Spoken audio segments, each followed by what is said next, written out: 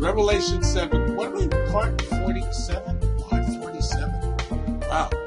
Okay. Part 47, chapter 17, the woman and the scarlet beast. Then one of the seven angels who had the seven bowls came and spoke with me. Come, I will show you the judgment of the notorious prostitute who sits on many waters. The kings of the earth committed sexual immorality with her, and those who live on the earth became drunk with the wine of her sexual immorality. So he carried me away in the spirit to a desert. I saw a woman sitting on a scarlet beast that was covered with blasphemous names and had 7 heads and 10 horns. The woman was dressed in purple and scarlet, adorned with gold, precious stones, and pearls. She had a gold cup in her hand filled with everything vile and the impurities of her prostitution. On her forehead, cryptic names were written: Babylon the Great, the mother of prostitutes and of the vile things of the earth. Then I saw that the woman was drunk on the blood of the saints and on the blood of the witnesses to Jesus. When I saw her, I was greatly astonished. Verse 7, then the angel said to me, why are you astonished? I will tell you the secret meaning of the woman and of the beast with the 7 heads and the 10 horns that carries her. The beast that you saw was and is not, and is about to come up from the abyss and go to destruction. Those who live on the earth, whose names have not been written in the book of life from the foundation of the world, will be astonished when they see the beast that was and is not, and will be present again. I'm going to slide number 2. Couple of things. The first thing is and it's not on the slide, so I just want to talk about it for a minute. Maybe I'll put a slide in the midst or add this to this slide. The idea of her sitting on many waters, okay? The idea of that here, and we'll see it in the next chapter, is that this is symbolic of people, and you'll see why that's important later on. But we'll deal with this in the next chapter because this is where we actually see it. Okay? But what is John speaking of here? And we know that he's speaking of idolatry, right? Going back to Revelation 14, these are the ones not defiled with women, for they kept their virginity. These are the ones who follow the Lamb wherever he goes. They were redeemed from the human race as the first fruits of God and of the Lamb. Does this literally mean 144,000 Jewish virgins? No. Kept their virginity means that they have not worshipped other gods, right? Jeremiah 3, verses 6 to 9. In the days of King Josiah, the Lord asked me, have you seen what unfaithful Israel has done? She has ascended every high hill and gone under every green tree to prostitute herself there. I thought, after she'd done these things, she'll return to me, but she didn't return, and her treacherous sister Judah saw it. I observed that it was because unfaithful Israel had committed adultery that I sent her away and had given her a certificate of divorce. Nevertheless, her treacherous sister Judah was not afraid, but also went and prostituted herself. Indifferent to her prostitution, she defiled the land and committed adultery with stones and trees. So when we see Revelation talking about how the kings of the earth committed sexual immorality with her, and those who live on the earth became drunk with the wine of her sexual immorality, we know that God is talking about idolatry. Okay? And this is going to be important as we flesh out who this woman actually is. Hosea chapter 4, verses 9 to 13. The same judgment will happen to both people and priests. I will punish them for their ways and repay them for their deeds. They will eat but not be satisfied. They will be promiscuous but not multiply, for they have abandoned their devotion to the Lord. Promiscuity, wine, and new wine take away one's understanding.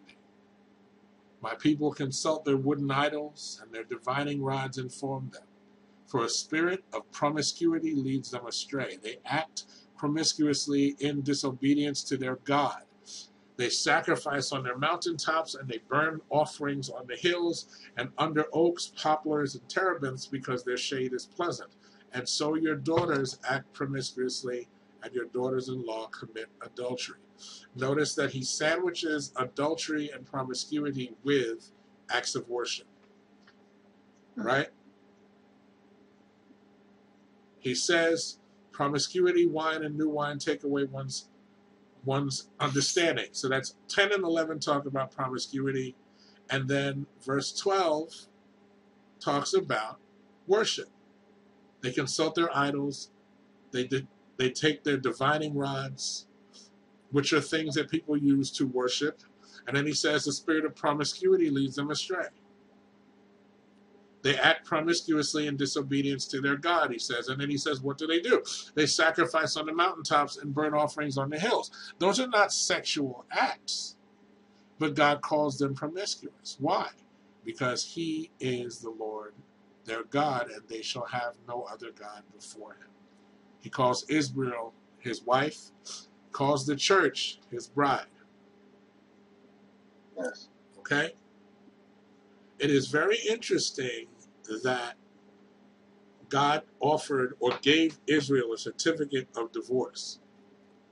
And yet we are still talking about God's covenant with the Jewish people.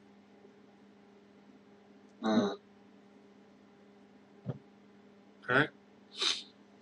I saw a video the other day of a Hasidic rabbi who is completely against the nation of Israel. He says that the nation of Israel and Zionism in general are founded on atheism and race hatred, and that we should not support this. We should not support Israel, because Israel as a nation is not what God said they should have.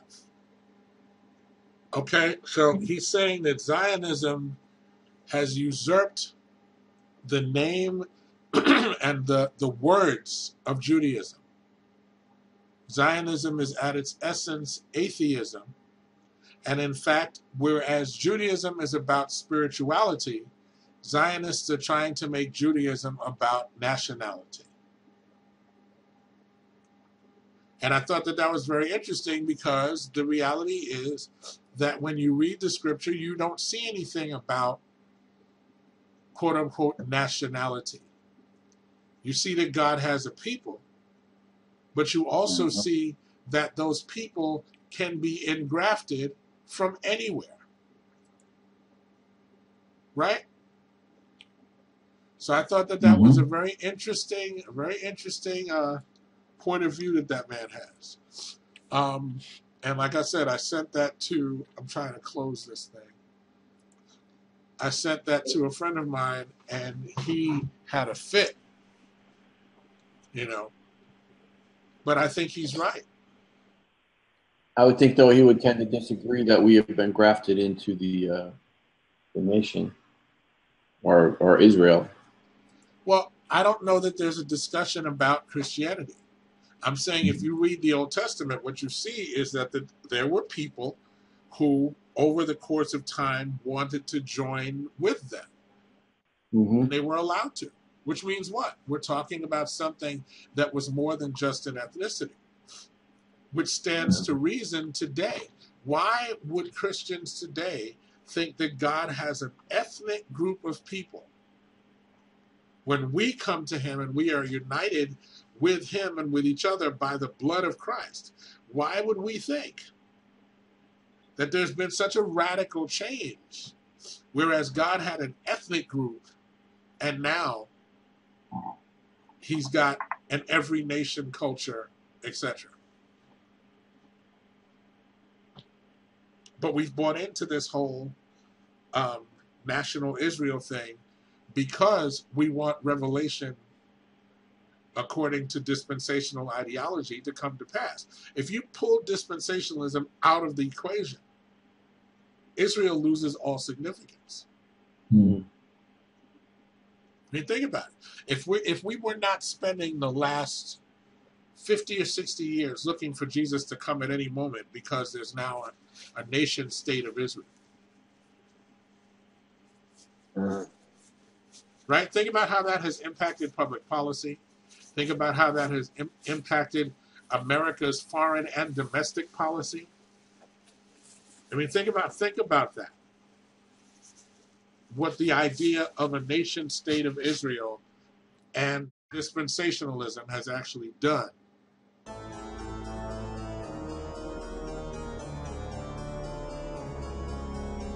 Well, I have a quick question, and hopefully it won't take us off track.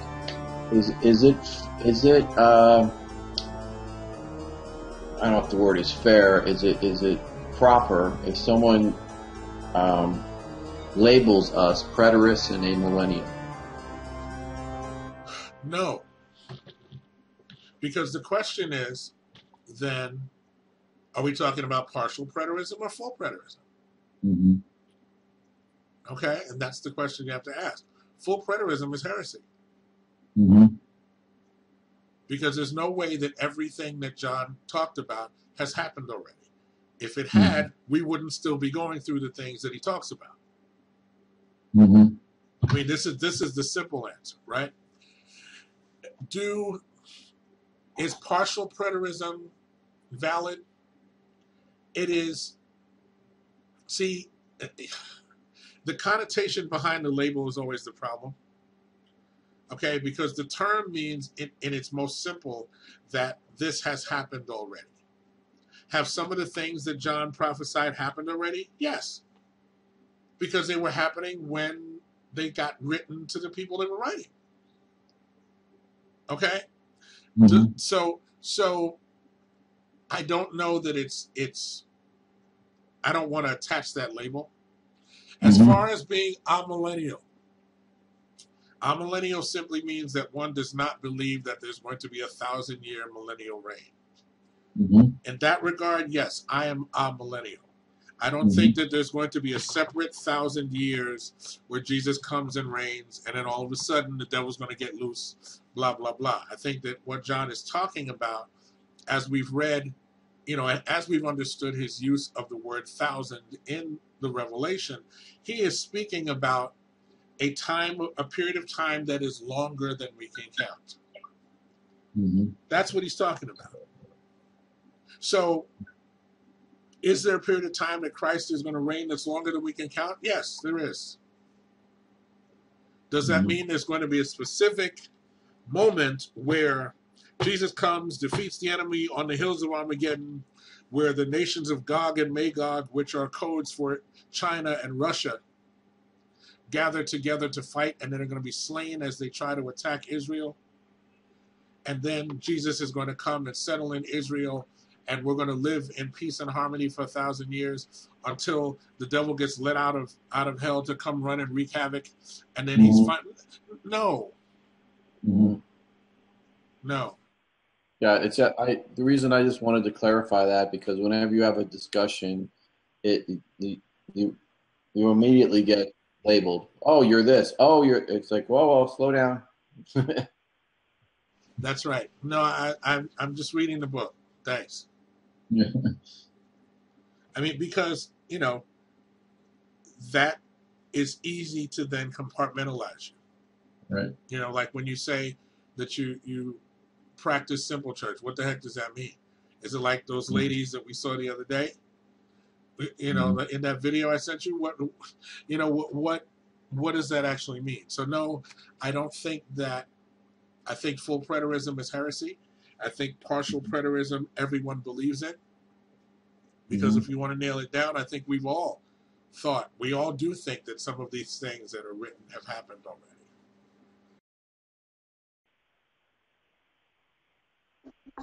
Hosea chapter 9, verse 1. Oh, Israel, do not rejoice jubilantly as the nations do, for you have acted promiscuously, leaving your God. So what is he identifying with promiscuity? Leaving God. You see it? You have left your God. As such, you are acting promiscuously. So that is how the scripture is defining this promiscuity, and as such, how John is defining this promiscuity. So when we see this woman, this woman who is riding astride this beast, And she's being called a prostitute. And it's being said that the kings of the earth committed sexual immorality with her. What's being said is what? The kings of the earth, i.e. the nations, have turned away from God. Okay? So what is the point that's being made? One of the things that's being said here is that idolatry has the same impact that wine does. Over time, it intoxicates, causes one to lose control over oneself, and to give in to one's base, carnal, and sinful desires. All right, Steve, would you read the Proverbs 23, 26 to 35? I'm going to put it up. Proverbs.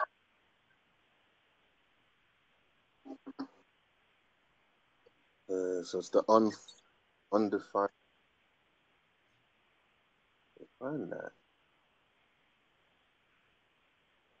Undefiled followers. I don't know why I don't see that there. Proverbs. No, it is.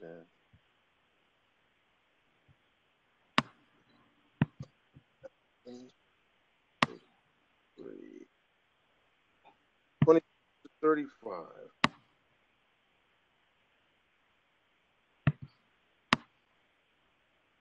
My son, give me your heart, and let your eyes observe my way. For a prostitute is a deep pit, and a well. Indeed, that's an ambush like a robber, and increases those among men who are unfaithful. Who has woe? Who has sorrow? Who has conflicts? Who has complaints? Wounds for no reason. Who has red eyes? Those who linger over wine, those who go looking for mixed wine. Don't gaze at wine because it is red, when it gleams in the cup and goes down smoothly. In the end, it bites like a snake and stings like a viper. Your eyes will see strange things, and you will say, you'll be like someone sleeping out at sea or lying down on the top of a ship's mast. They struck me. No pain. They beat me, but I didn't know it. When will I wake up? I'll look for another drink.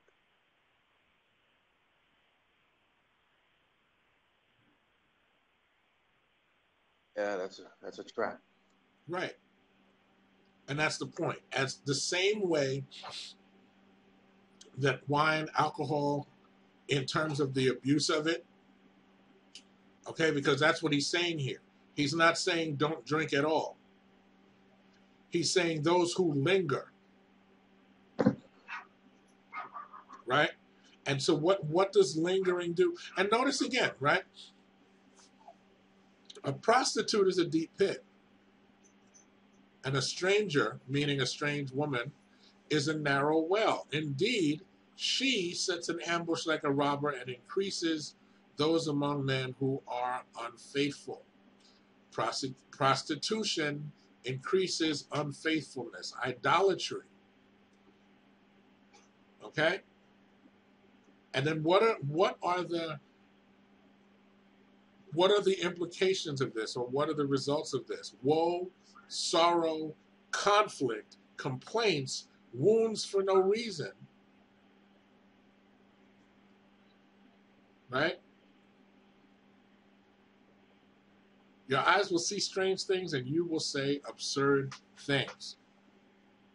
Speaking of absurd things, did you see my Facebook post the other day about how your theology impacts your worldview, etc.? Mm-hmm. Did you see the response of my former classmate? He said that his theology, he doesn't follow his theology. What is that? That is It's an absurdity. Yeah. It's an absurd thing. That's denial. Right. You are deceived, and the nature of deception is such that you don't know that you're deceived. And yet there you are. Well, that was the thing that I found out like last night. People like to say things, but if you challenge them, they can't really defend their position. They can't. The best you can do is hope that they put their head down on the pillow and go, you know, I really haven't thought this out as much as I thought I did. That's all you can do. Hosea 4:11, promiscuity, wine, and new wine take away one's understanding. So let's dig into Babylon the Great, shall we?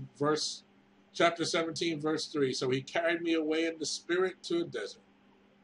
I saw a woman sitting on a scarlet beast that was covered with blasphemous names and had 7 heads and 10 horns. The woman was dressed in purple and scarlet, adorned with gold, precious stones, and pearls. She had a gold cup in her hand filled with everything vile and with the impurities of her prostitution. Have mercy. On her forehead, a cryptic name was written: Babylon the Great, the mother of prostitutes and of the vile things of the earth. Then I saw that the woman was drunk on the blood of the saints and on the blood of the witnesses to Jesus. When I saw her, I was greatly astonished. So now where have we seen a beast covered with blasphemous names with 7 heads and 10 horns? Revelation 13. The beast of the sea, right?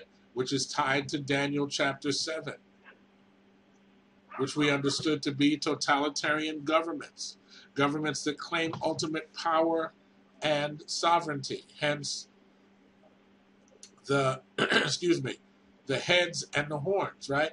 They are claiming sovereignty and power for themselves, which results in what for us?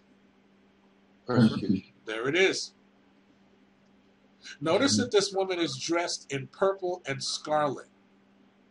Those are the most expensive colors to attain back in the day because of how small the yield was from the dyes and how long a process it took to get them. Which is why you see in the book of Acts, they made sure to say that this woman named Lydia, right, was a purveyor of purple, right? This woman was extremely wealthy. Mm-hmm. That's the reason. That's one of the things that we're supposed to get from that is that this woman Lydia was extremely wealthy. That the gospel impacts both the extremely poor, those begging in front of the temple, and all the rest of that, and also the very rich. The gospel crosses socioeconomic boundaries. Mm-hmm. Okay, and so here it is. This woman, this harlot, this great whore, is dressed in purple and scarlet, adorned in gold, precious stones, and pearls. She has all of the accoutrements, as they say, of great wealth. Now that tells us that there's an economic piece to this. And doesn't that make perfect sense? You have these totalitarian governments. What usually drives the power of any government? The economics, right? The economics, because if you have the power to control the military and the economy, you pretty much have yourself set. And usually it's the economics that kill you quicker than the military might does. Because as long as people's needs are being met, they'll keep you in power. The minute that their needs are not being met, you're in a lot of trouble. Okay? And so you have world economies, world governments hand in hand. And who is suffering because of this? The believers are. Why? Because they won't play the game. They won't play the game. They won't go twice a year to the temple and offer the handful of incense to Caesar, saying that Caesar is Lord, in order to be able to function in the economy of the economic system that they're in. When John's writing this, Rome is devastating all of the known world. Rome has both military power and economic power and is persecuting the believers. And this is why you have to know that partial preterism has to be correct, because there would be no point in John writing a letter that people who got it, it would make no sense to them because it wasn't supposed to happen for another 2,000 years. That makes no sense. So the reality is that John wrote this letter under the influence of the Holy Spirit. The people that received it understood that it was for them. So when they see 7 heads and 10 horns, they know to look to Daniel chapter 7. Remember, we talked about this before. Daniel chapter 7 has 4 beasts because Daniel was laying out 4 different kingdoms. John's beast has the same number of heads and same number of horns, but it's one beast. Because the reality is that at the root of it, it's the same thing. The governments that describe themselves as having all power, the governments that have economic and military might, that persecute believers, okay? This is the woman with the gold cup in her hand filled with everything vile and the impurities of her prostitution. What are the impurities? Idolatry. Whatever the idol is that turns you away from God, causes you to become sexually immoral with the great whore. Right? That's what he's pointing here to. And he's also saying that for us, the chase for wealth is intoxicating. It is destructive. We got a lot of people on a money grab these days. A lot of Christians that are on a money grab these days. A lot of Christians sitting up in churches believing God for riches and wealth. As though God is their magic ATM that they just got to rub. Look on Facebook any amount of time. Type amen and you're going to be blessed. You know, share this picture and God is going to bless you. I'm seeing that crap everywhere. Okay? It's like, what's wrong with you people? But it's because they don't understand what is really happening. The society is anti-Christ. And yes, I use that word on purpose. The society that we live in is anti-Christ. So while we are looking for one person to rise up, which may happen later, the fact is that we are dealing with anti-Christ right now. Right now. And so you have this great whore who is representative of the economic systems of the world, and it is riding this beast that we know to be the beast of the sea, the image bearer of the great dragon, right? As we see in Revelation chapter 13. The other thing that you have to notice here is that idolatry is the mother of all wickedness. The moment that we turn away from God and decide that there are things other than God that we should worship, it comes in like a flood and brings everything unclean with it. Everything vile and with the impurities of her prostitution. That is what is in her cup. Okay? Now notice that it says that she's drunk. Right? Is she drunk because she's drinking from that cup?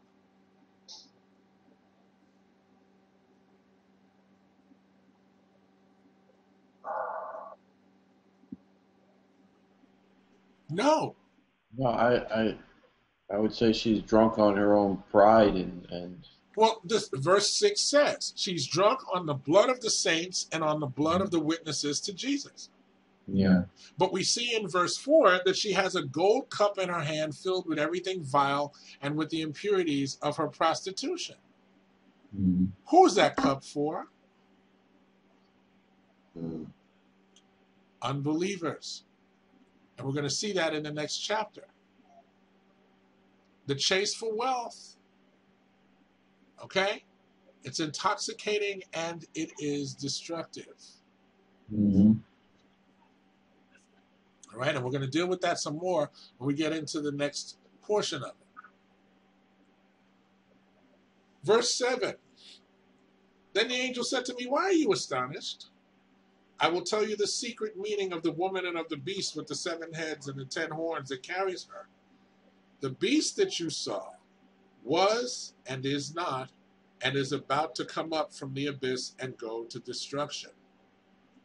Those who live on the earth, whose names have not been written in the book of life from the foundation of the world, will be astonished when they see the beast that was and is not and will be present again. Why was John astonished? Perhaps because he expected to see a defeated Babylon. He was told, come, let me show you the judgment. Instead, he saw that she was doing quite well as she rode astride the beast, drunk on the blood of the saints, dressed in gold and purple and jewels and all the rest of that. He saw a picture of success. But notice what it says about this beast. Again, this is the beast of the sea from chapter 13, verses 1 to 10. As a matter of fact, maybe we should read it so that we have some reference. You think we should do that? Okay. All right. Somebody get it, please. Chapter 13, verses 1 to 10. Okay. And I saw a beast coming up out of the sea. He had 10 horns and 7 heads. On his horns were 10 diadems, and on his heads were blasphemous names. The beast I saw was like a leopard. His feet were like a bear's, and his mouth was like a lion's mouth. The dragon gave him his power, his throne, and great authority. One of his heads appeared to be fatally wounded, but his fatal wound was healed. The whole earth was amazed and followed the beast. They worshipped the dragon because he gave authority to the beast.